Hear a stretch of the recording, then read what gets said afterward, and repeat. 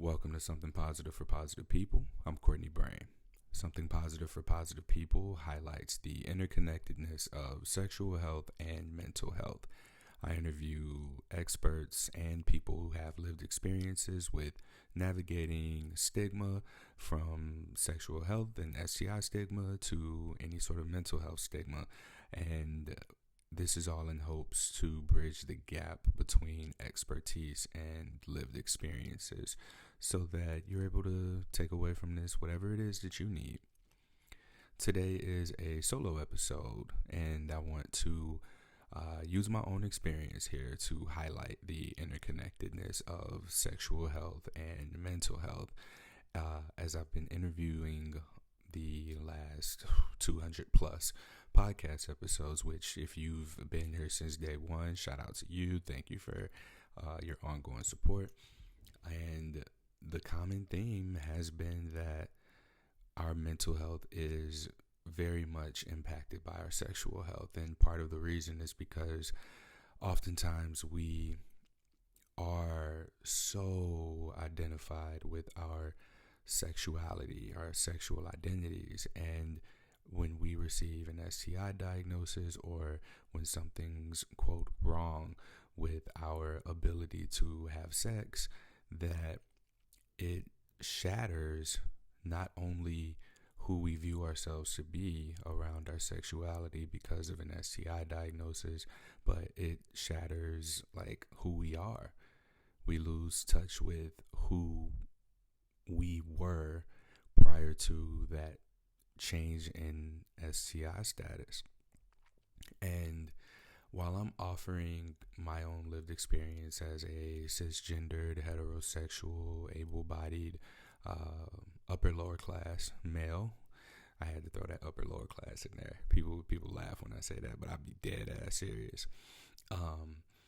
This is just one experience. It's mine, and it's also coming from a place of someone who has had the privilege of being in therapy and exploring what my historic beliefs are, as well as someone who's privileged enough to be able to be open about their diagnosis. So throughout this podcast, you'll hear various stories from acceptance, rejection, neutrality. You hear all of the emotions, right? And you get to hear me be on the other side of it and objectively observe and express curiosity in the other person. And through that, often support them in identifying something new within themselves that they hadn't recognized before or that they didn't know existed. And I haven't had anybody to do that for me on this podcast. I've done it in therapy, of course, and I've done it on my own processing on my podcast Self that I was hosting while Something Positive for Positive People was on hiatus. And I'd like to bring a little piece of that here, not necessarily in the form of processing, because thanks to being in therapy, I've been able to process things a lot quicker and find a shortcut to my feelings about a particular situation whenever it is that it comes up. I'm able to go to, okay, well, this is the first time I felt it. Here's what I want to do moving forward. Here's how it validates or invalidates my identity.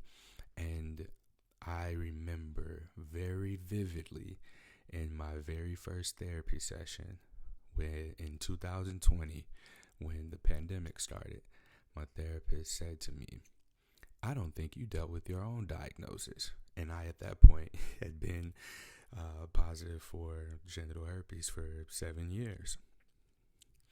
And at that point, I had also been hosting Something Positive for Positive People and running this nonprofit for almost 4 years. Yeah, because we're going on 5 years now. So it was about a year and a half ago when he said that to me.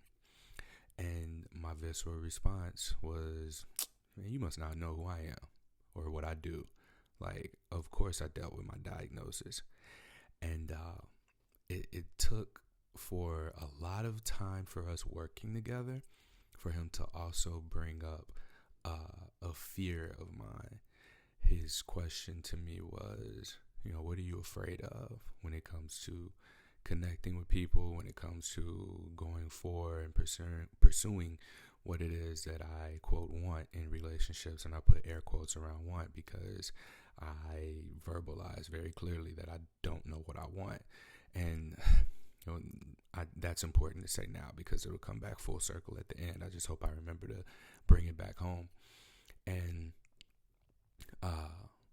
I discovered through just talking out loud to myself that my relationship to rejection and my relationship to sex are very interconnected. Now, I say sexual health is mental health. You're going to hear this a lot from me as we move forward through podcast episodes. And the rejection represents the mental health piece because it 100% impacts my behavior. My herpes diagnosis, it represents my beliefs. So when we look at stigma, how me having herpes is seen not only by other people but also by myself is consistently in conflict. My relationship to rejection that's what dictates my actions, my behaviors, because I don't like rejection. Nobody does. And the way that I deal with rejection is I avoid it at all costs. Sometimes at the expense of taking no action, sometimes at the expense of me like downplaying myself, downplaying the fact that I am an attractive person, downplaying the fact that I'm intelligent, that I'm an eligible bachelor, that all of these like strong qualities that I have, I downplay these things. The fact that I'm emotionally aware, the fact that people admire or look up to me, or that I've saved people's lives, I downplay all that shit. And it's all for the sake of avoiding rejection. Now, the avoidance of rejection at its most visible level is the creation of something positive for positive people. And me being open about my herpes status, again, this thing that I have my views on, that other people have their views on. So I create this podcast, I'm open about my status, I share freely my lived experiences on this podcast, on other people's podcasts, and news articles, videos. My face is out there. You Google my name, the first thing you see is herpes, right? I do this, and the undercurrent, the emotional or energetic undercurrent of my actions are shaped by not just other people's beliefs and around herpes stigma, but also my own. And the way that this shows up is like it comes down to paralleling my favorite movie, 8 Mile. If you've seen 8 Mile before, you know where I'm going with this. Eminem at the end of the movie overcomes his struggling, like his suffering of like just getting on stage and choking. He goes on stage after all of the trauma, the perceptions of him for being a white dude rapping from a trailer park, being a bum, whose homeboy is an Uncle Tom, whose boy had sex with his girlfriend, whose friend shot himself in the leg. So like all these adversities against him. He goes on stage for the championship round of the rap battle tournament or whatever, and he just shits on himself. He tells everything there is that anybody can say about him. So you can't clown him. put Courtney in B Rabbit's shoes, put the microphone in my hand. Like there are many parallels here. And you've got someone who, yeah, I have herpes, but what bad things are you going to be able to say about me if the intention behind the birth of this podcast, this organization, stemmed from just wanting to help other people not have to get beat up through their diagnosis like I was, or like how I beat myself up throughout my diagnosis, for people who, might be in that thought process of, oh my God, what if? Or wondering whether or not they have it, or if they will get it, or the people who do have it, like concerns about passing it on to someone, concerns about having an outbreak, concerns about rejection. Like, I've been through all this shit, and I didn't like it. But now here I am, and I put myself out there, and it has its ups and it has its downs. One of the main downs that it has is that I think I'm always on edge about somebody only wanting to be with me because it's easy, because we both have herpes. I don't want the weight of my character, the weight of my compatibility with a potential partner to be something that's out of convenience because it's easy, because we both have herpes. You feel like we can be together and it'll be a good relationship, because that's not the only bit of compatibility. That's not all we have to offer to one another. And then on the upside of it, like, you know that I have herpes. You know what you're getting yourself into if you know anything about me, or if you see me on social media, and if we meet in the streets and I like avoid talking about it at all costs, like I always do, until it becomes a relevant thing. I've put myself in a position where can't nobody make fun of me for having herpes. Nobody can, especially if you come across the fact that I have herpes because you find out that I run this suicide prevention resource for people with herpes. And if you do say something bad, you'll feel shitty about it. Like, I have the ultimate defense against anybody coming at me for having herpes. And another way that this plays out for me is it is an outsource or a manifestation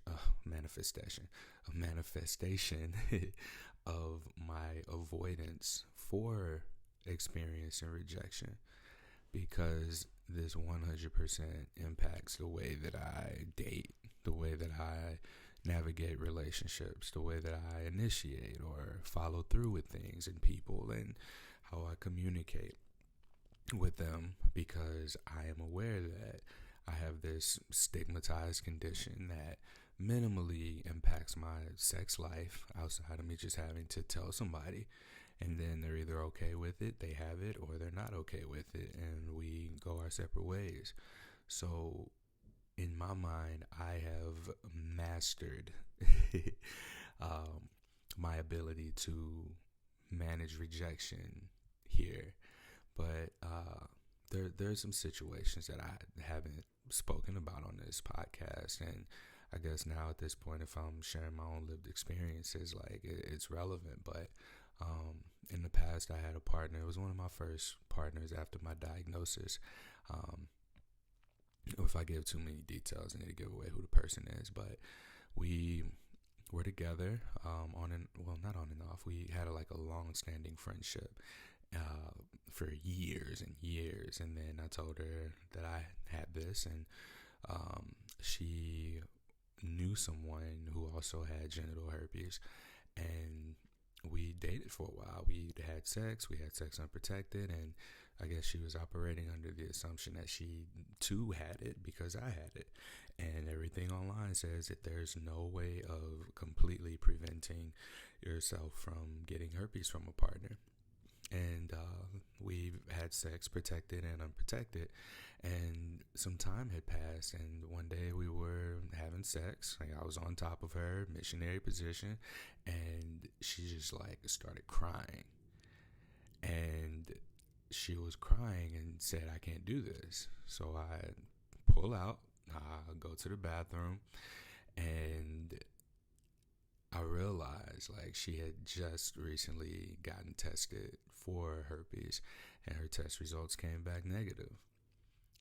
And that was like the end of our relationship, but it wasn't the end of our, like, I don't know, I want to call it something else. Like, at that point it became a situationship, and we still had sex a couple of times after that, but it was like you can tell that she felt bad about feeling the way that she felt.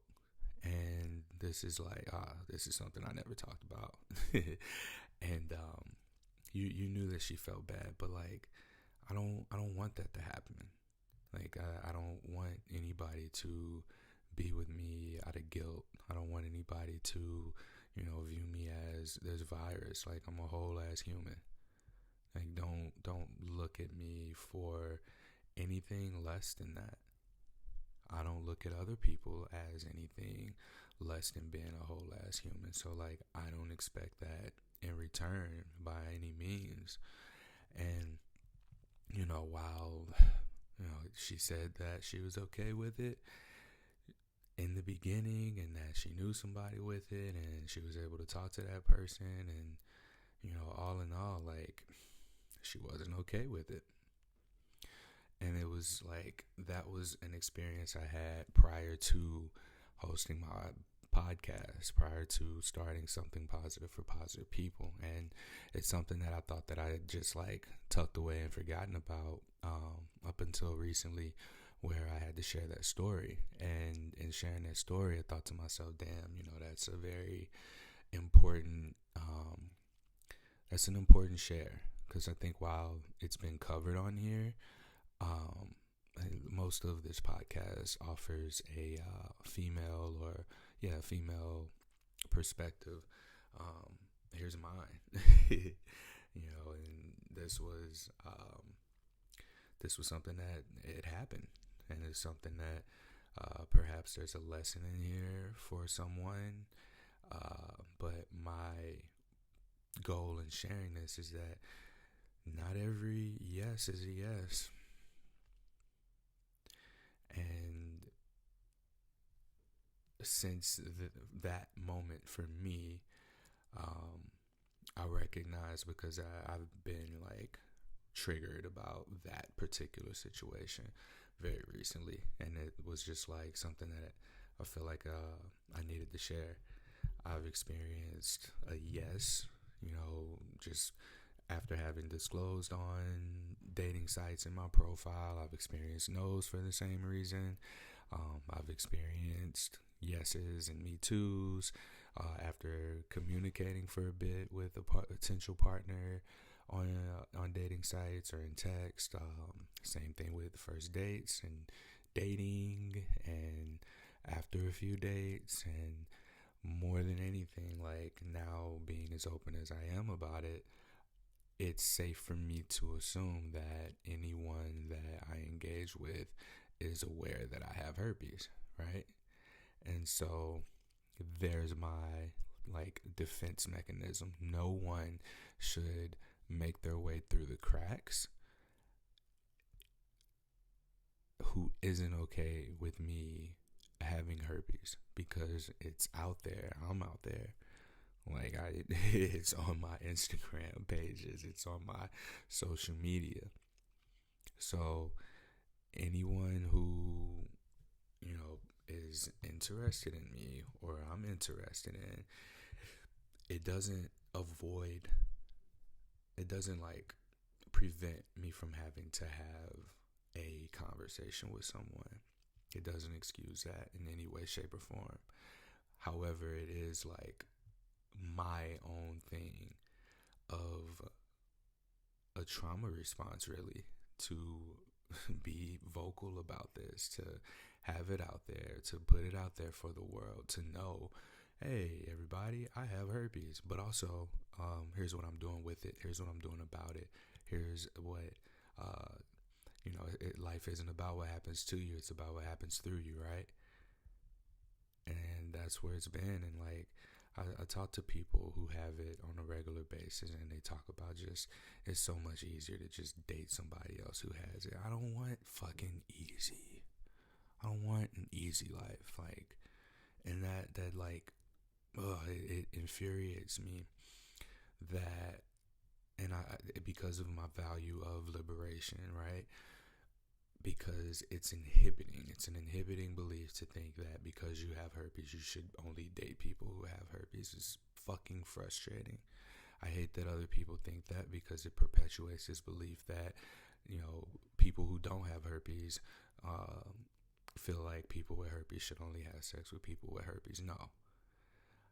And if you're somebody who thinks like that, all right, cool. You're free to have your own opinion. But like, again, for what we know about this virus, there's no like consistency in testing and treatment. There's no way of not getting it unless you and your person that you choose to sleep with both have whatever the same test is, and that is the only thing that you go off of moving forward, and you only have sex with each other. Like, that to me has been the only that's the only surefire way to not get herpes. Don't like, that's what you got to do. And I can't even say that that's the case, because look at all of the herpes viruses that are a part of the family tree, right? I'm digressing. So yeah, I put up this wall of defense against rejection, right?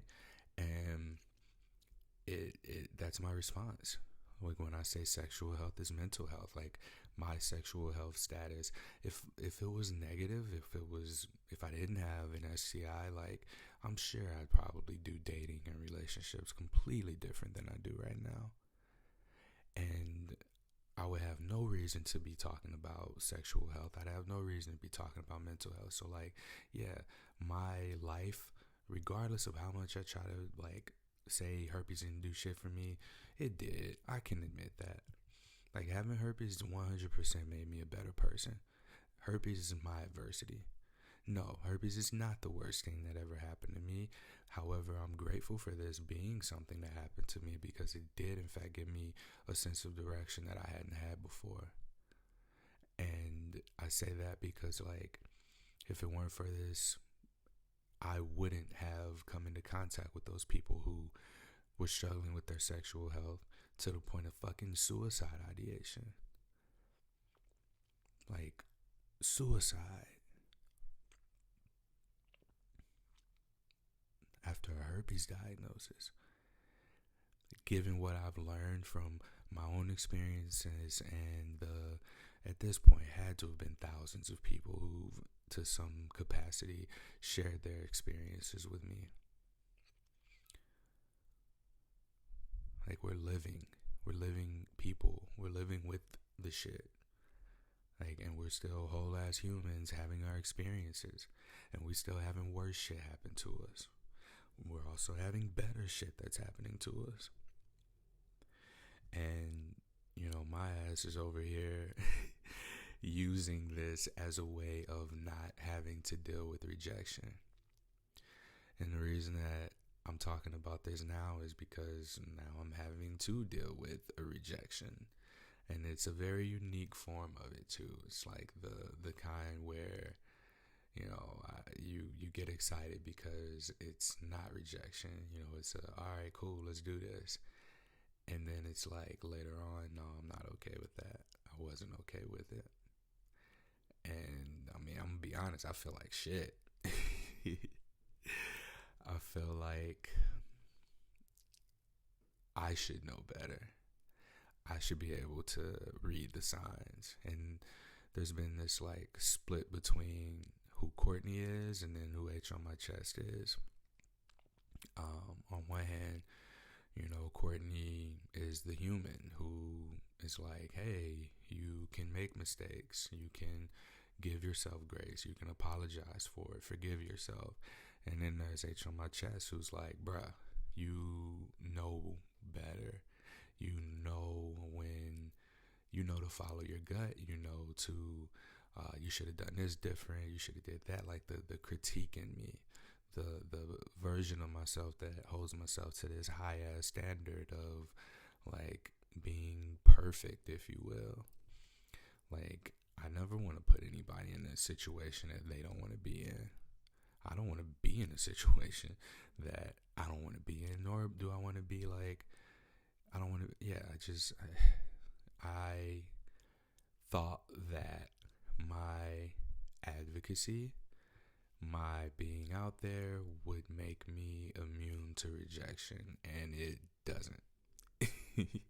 It doesn't. And looking at this from a lens of being someone who is in therapy and talking about this stuff, like, I recognize my relationship to rejection and sex. And if there's time, I can get into that at the end of this. But just speaking to this particular situation, like the thoughts that come up as someone who has herpes, who engages with someone who is unaware of their herpes status or who is negative for herpes, to have received consent, and then later, find out that, this actually, I wasn't okay with it. I did more research. I looked up more information, and it looks like I might have it, right? And the H on my chest in me is like, you did everything right. You asked, you got the yes, and you move forward. It's not your, like that, let that person have their experience. It is what it is. But the Courtney in me, the people pleasing, empathetic, give yourself grace, the one who's responding from that familial place of trauma or whatever, that's having that childhood savior mentality, is like, no, let me like support you, let me help you, let me do this for you. And I mean, that's a real ass response. It's real. I know, because I'm in it, and part of me is like, damn, well, this is probably the best time to go ahead and share this here, because it's real, and nobody's immune to rejection. Like, I've done this for years at this point, and at least since being H on my chest, it's the first time that it's happened this way for me. I can think of another time where, like, I've had sexual partners that were negative or didn't know what their status was, and short term, long term, like, it happened.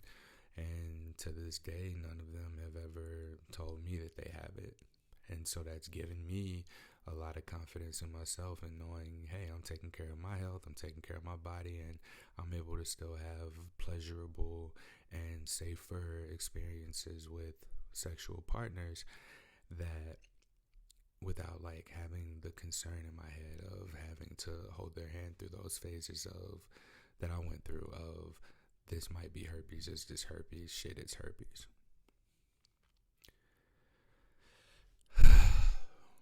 Feels good to be able to like let this out and share, because I've been holding on to this shit for a minute.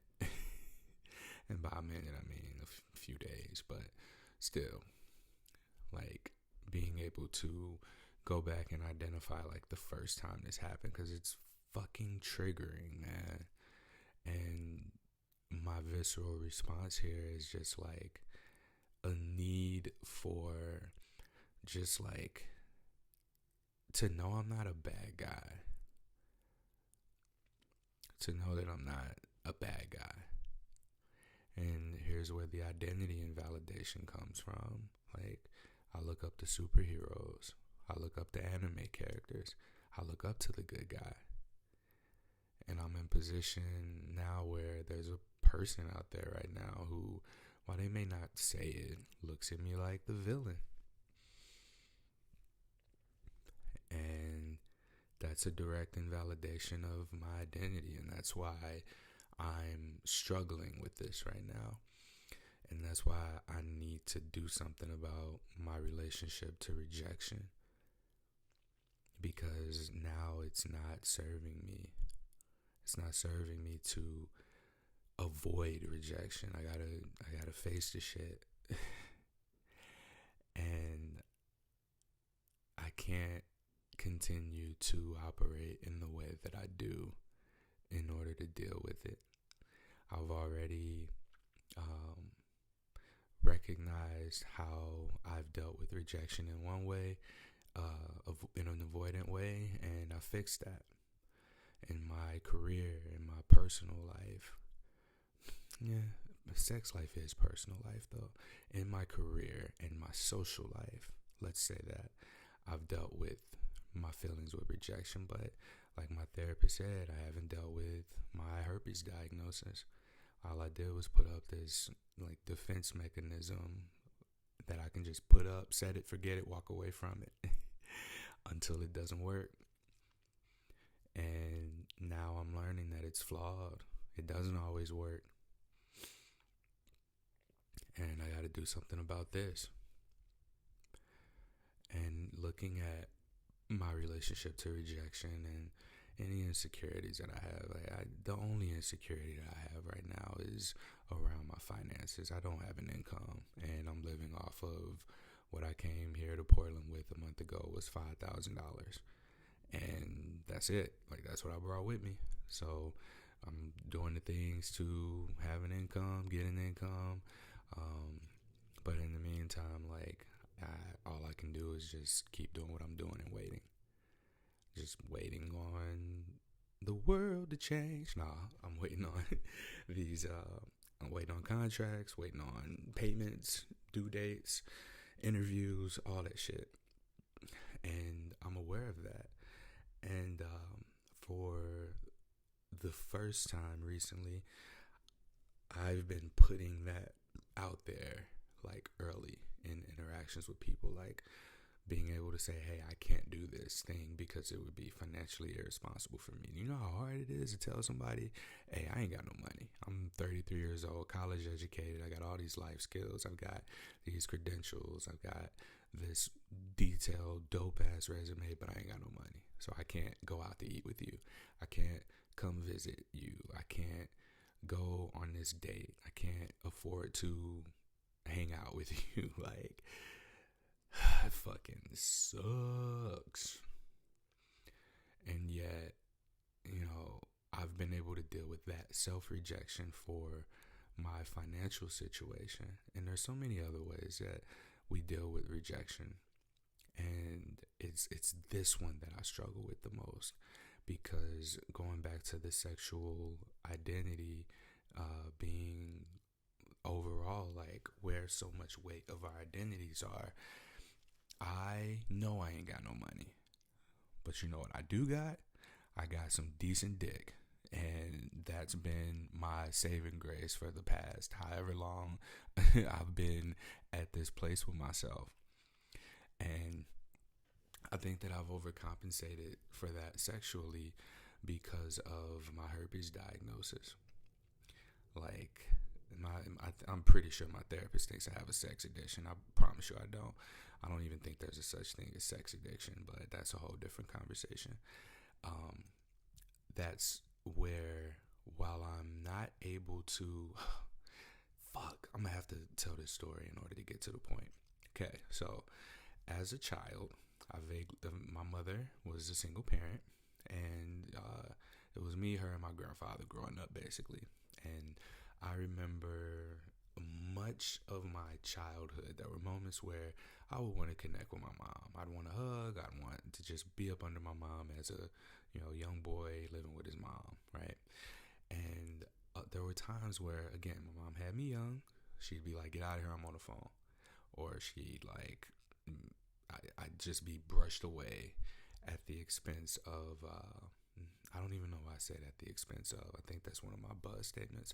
But I'd just be kind of blown off when I just would want some affection from my mother, right? And it seemed like I was being deprioritized. And this is my interpretation, not to say what it was, but it would seem like I was being deprioritized to other men. And the only thing that these other men were able to give to my mother that I wasn't would be sex, right? So growing up, I remember that like it was okay for my mom to offload emotions onto me. And what I learned was that sex took precedence over my emotions. Like, okay, well, my mom prioritized this, so this must be what's more important than me showing my emotions. And then it was like whenever she needed emotional connection, or if the guy that she was seeing at that point in time wasn't there or available, then that's where I would come in for the emotional support, the emotional labor. I'd say that this has made me a very good at having this seemingly infinite emotional capacity, right? If I can't do anything else, all right, I can hold space for you. I can absorb your emotions, dump the shit on me. All right, cool. And then on the other hand, it's just like, all right, well, sex, dick, physical connection will always take precedence over that. And here we are at 33 years old, and I kind of get like a similar dynamic that plays out in my day-to-day life of, what women aren't getting from the person that they want it from, emotional connection. When they can't get that from them, then it's like I'm the next best thing. I'm the go-to after the person who is able to receive the physical element of them. So how this played out, because now I know better. How it's played out is I feel like the priority is sex. Like it's almost like a flip flop from childhood to adulthood in a way. Like I'm feeling like I want to connect with you, if I want to just be up under you as my potential partner, if I just want to cuddle, if I want to talk about my day, if I want to be emotionally intense and I've put my emotions onto someone, I feel like the only way to really do that and for it to feel safe is through sex, because that's my interpretation of what happened when I was a child. Or I'm talking like something bad happened, but like this was the narrative that I grew up with. So now in adulthood, up until now, because like I said, I recognize it, sex to me serves as a way of not being rejected, because as a kid I was rejected for reaching out for intimacy in the form of non-sexual activity. And even now, like it's very rare for me when someone asks how I am that I decide to open up to them. And 3 out of 4 times when I choose to do that, it's dismissed. Like I'll even make an attempt to be like, all right, let me see if this person's safe. I'm gonna actually share with you how I feel. And then to experience like that kind of rejection, it hurts a little bit, but it's what I'm used to. Like I'm more resilient in that sense. Like, all right, let me try to get some intimacy from you, and that emotional intimacy, emotional connection. And then when it's not welcomed or when it's not reciprocated, it's like, oh well, this is what I'm used to. But then sexually, it's like the next best thing for me. And it's like, oh, okay, well, you don't want intimacy from me, you want sex from me, and then you want to offload your emotions. So it's like I've created this narrative in my head that sex is safe, but intimacy is not safe. So if I have to like substitute my need for emotional connection to be reciprocated for sex. And that's where the, like, what's it called? The artificial. Yeah. It's like artificial connection. Sex is artificial connection.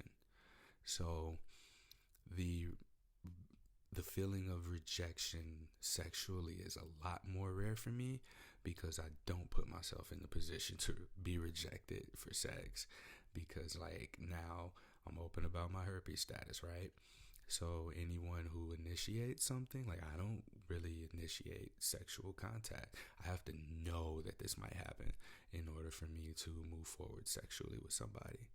And I've learned that about myself. Like I don't initiate, and that's part of the reason why I get into a lot of unfavorable situations for myself, because it's just like I'm not going for what I want. I'm taking what comes to me, or I'm taking what I can get.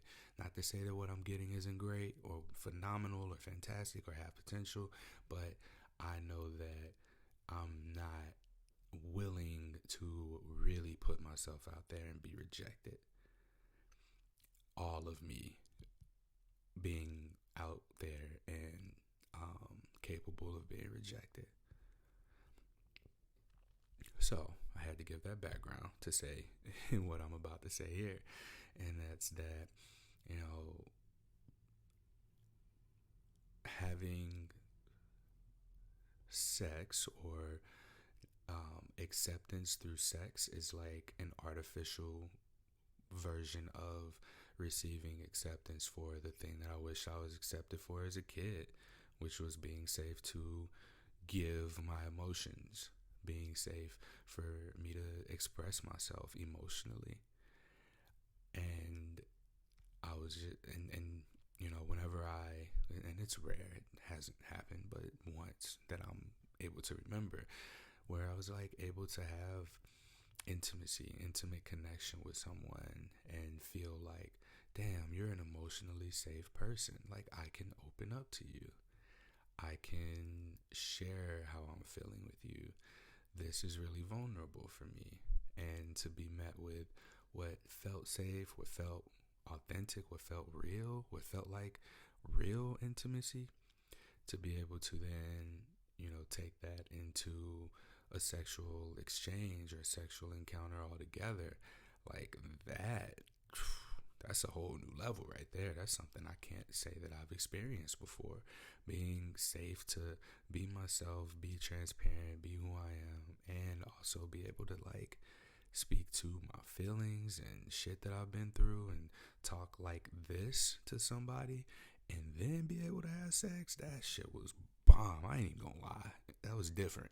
That shit hit different. And to have received that, and along with the acceptance of my herpes status, like it was exciting. And then, you know, later to be told, hey, I'm actually not okay, and I'm scared that you gave me this. I'm scared that I might have herpes. Not that no symptoms are present, of course, and like I know how to do my best to prevent partners from getting it, but that doesn't mean that it isn't gonna happen.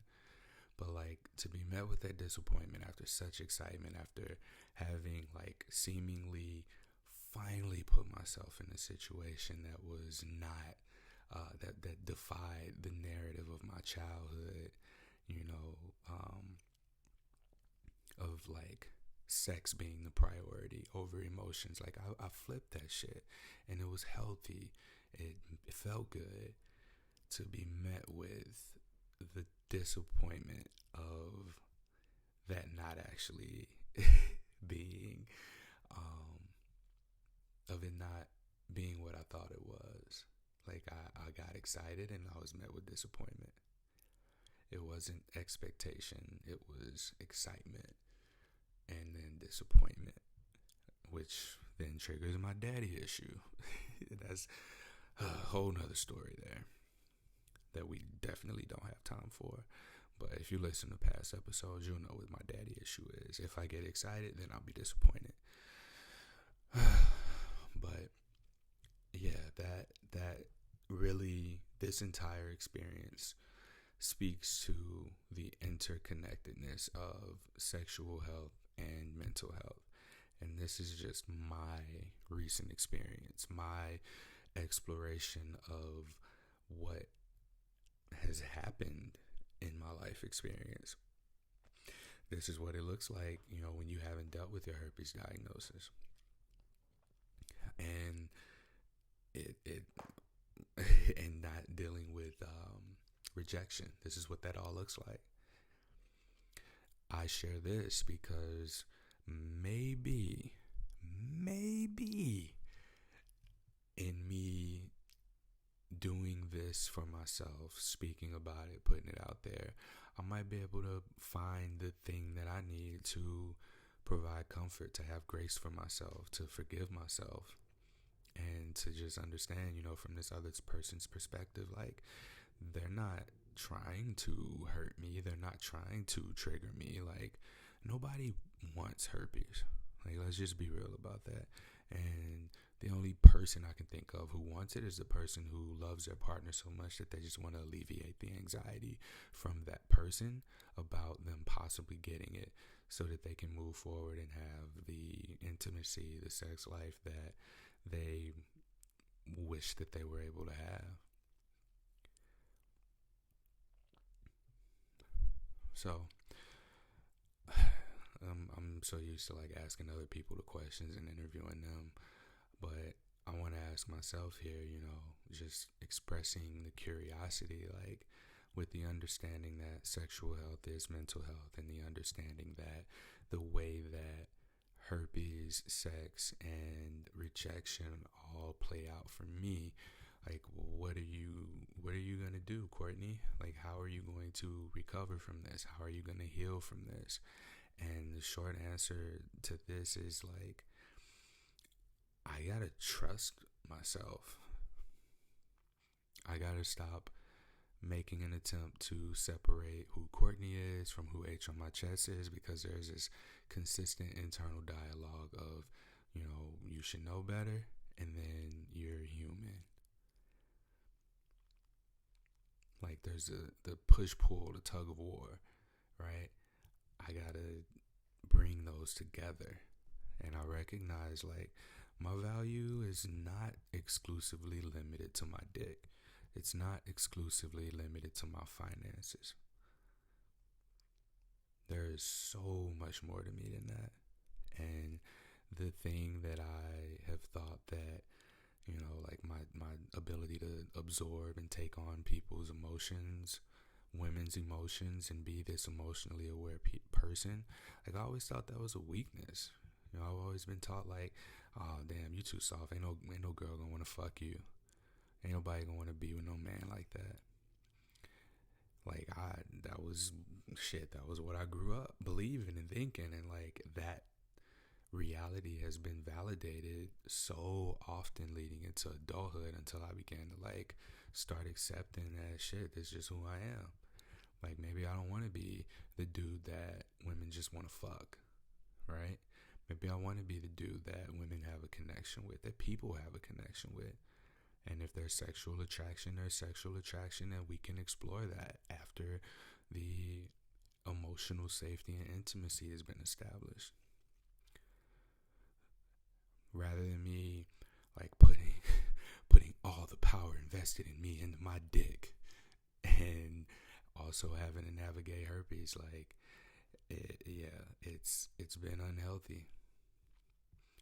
And like, I have a very solid support system around me, and in vaguely talking about this, I recognize, like, all right, maybe just slow down on the sex stuff.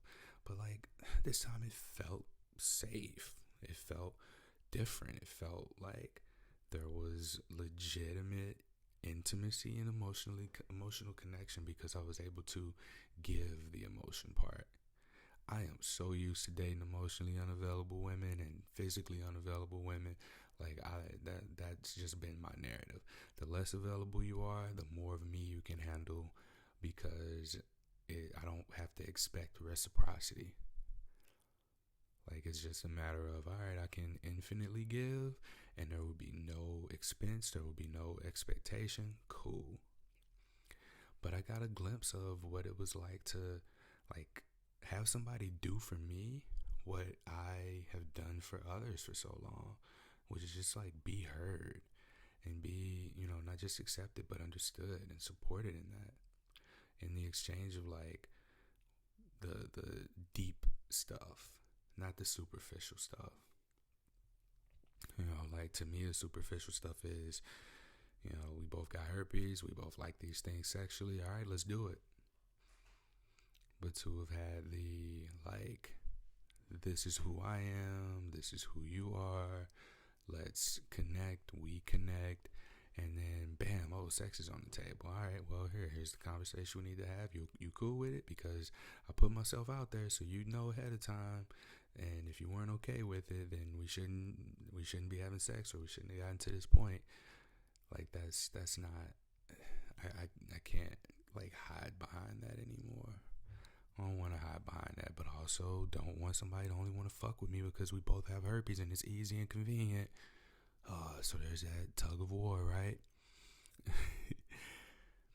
But with the integration of Courtney and H on my chest into a whole ass human, I think there's a way to identify what's safe for me, what's healthy for me, and what can be pleasurable.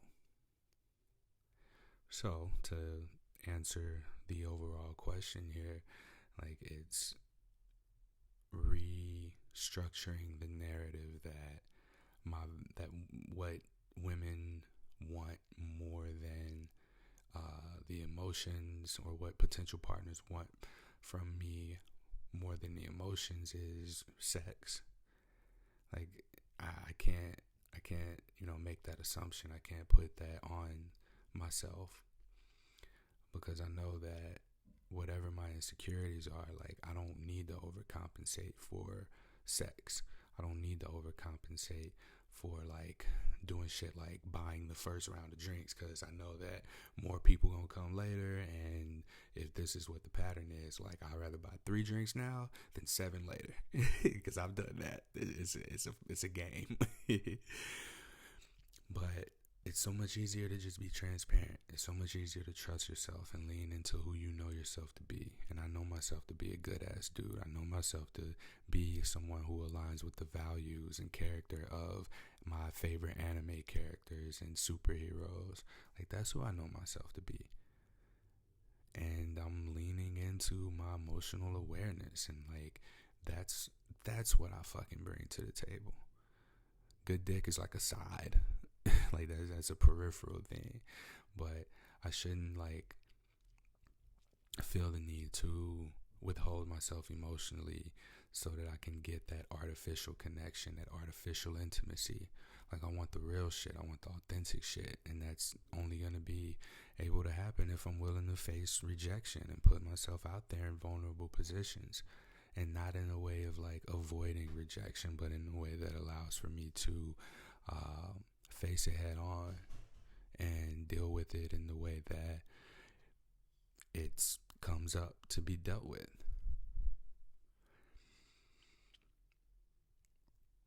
Man, I can't wait to talk to my therapist about this one. He gonna be like, I know what he gonna say, because he told me, he was like, well, why don't you just not have sex for a while? Or why don't you just not date for a while? I was like, yeah, you know what? I can do that. And even that was like an attempt to avoid rejection, because then if I say to myself, all right, I'm not dating, I'm not going to date, then I don't have to put myself in the position to get rejected. Like, I recognize that a lot of the stuff that I've done and said, and the behaviors and beliefs are efforts to avoid dealing with rejection altogether. So, like, what are you doing to avoid rejection? Right? Like, I can't tell you how many times, like, I've seen people who are like, because of herpes, ... And sometimes it is just having herpes, but other times it's other things. In my case, it's my insecurities. Like, what insecurities do you have? What insecurities are you avoiding? What insecurities are you working on? Why are you afraid of rejection? For me, it's my financial insecurities. And it's been my insecurities around just thinking that, my giving of emotions is unsafe, so I'm not gonna. I'll test the waters, but if it's not safe enough, I'm not going in. Fuck it. Like I don't have to. I don't want to. I'm not gonna keep putting myself in position to be rejected. But I know that if I take on the emotions of other people, other partners, that I will be. That's welcome. That's well received, and just maybe I'll get to connect with them in that artificial way of having sex. But I want the authentic shit. I want the real shit. I want that good shit. Give me that. And that shit, this comes in line with my identification as a demisexual person. But, that's not cool. That's not what your homeboy said. It ain't what, that ain't what your boy said. It ain't what culture says. Fuck culture. I ain't here for all of that. But I am leaning into my emotional intelligence. Like, my value is not exclusively limited to my dick or my sexuality or my ability to provide sex for a potential partner. Like, I have a limitless, infinite capacity for emotional awareness, emotionally being able to give. I deserve to be able to be received and for it to be reciprocated. And shit, man, I'm not gonna settle for less than that if it comes at the cost of experiencing a few rejections and having that childhood trigger arise. Like, I'm gonna have to deal with it. There's a flight, fight, freeze, fawn, and challenge response to being triggered, and I'm more than anything leaning into those challenge responses to things, deciding, all right, this is what I'm feeling. Okay, cool. Here's how I'm going to deal with it. And then moving forward accordingly. So I share all of this to share with you, give you the opportunity to identify what your challenge response looks like. What's it look like for you to challenge yourself?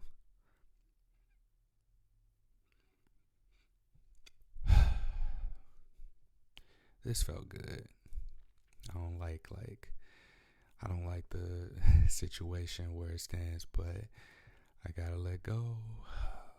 I gotta let go of this disappointment. I gotta forgive myself, and this is my advice to anybody else who might be facing the challenge of dealing with rejection, whatever it looks like, regardless if a person said yes then, and then later it was like, I'm actually not okay with this, but we know where those go. We know the trajectory of yes now, no later, like whether that person tests positive or negative, the resentments, the frustrations, the fear, the inability to like see you, the inability to see anything else, man. Like I just, sexual health is mental health. And the sooner we begin to see that, the sooner we can change the narrative that surrounds stigma in general. Not just STI stigma, but also mental health stigma. And that's the goal. That's the goal moving forward. I talked about it in the last podcast episode, and hopefully here, me sharing my experiences now is something that helps someone. Like I said, it's a cis heterosexual, upper lower class male privilege of being open about their status perspective, but it's still a perspective, and it's my perspective. This is my experience, my story. I hope and pray that, I don't say I hope and pray, I hope that this is something that is useful to somebody, and I think it will be, because at the very least it was useful to me. I needed this. I feel like I'm gonna sleep real good tonight. All right, and just like I said last time, as we move forward, when I talk about sex positivity, we're offering inclusivity to the mental health aspect as well. So till next time, stay sex positive.